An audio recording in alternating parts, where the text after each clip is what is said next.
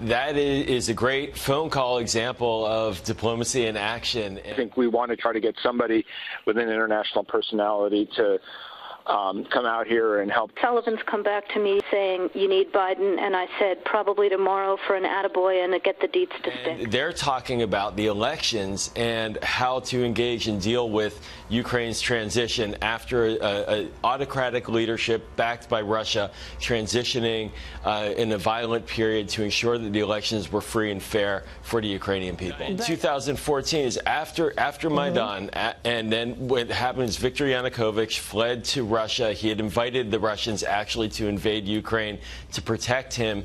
And when there was, and this was bipartisan, John McCain was the leading voice in ensuring, for example, that there would be a competition.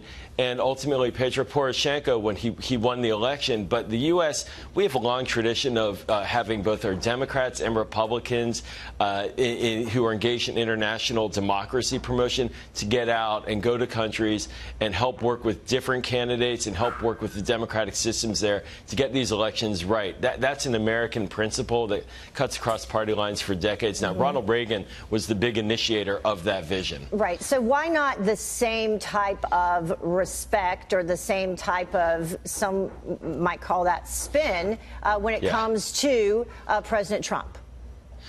Yeah, well, I think what the concern right now is that President Trump isn't trying to promote a free and fair election in Ukraine. What he's actually doing is he's pushing the Ukrainian government to do something that's in his personal political interest and saying that American aid, which Congress has appropriated, you won't get to protect yourselves until you give me what I'm asking for. That's a very different discussion from the U.S. government talking to Ukraine's government to make sure it has a free and fair election. These are very different universes, and that's why the debate is happening right now about what President Trump said. Listen to Adam Schiff on working with foreign dirt when it comes to President Trump.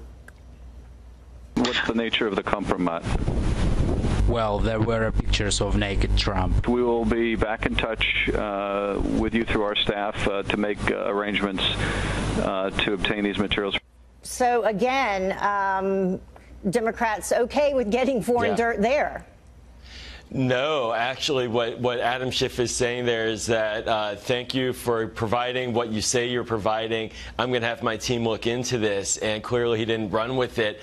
When people engage members of Congress with dirt, for example, or whistleblowing or legitimate ideas that are in the public domain, it's important that the staff review. I was congressional staff. It's not a simple job.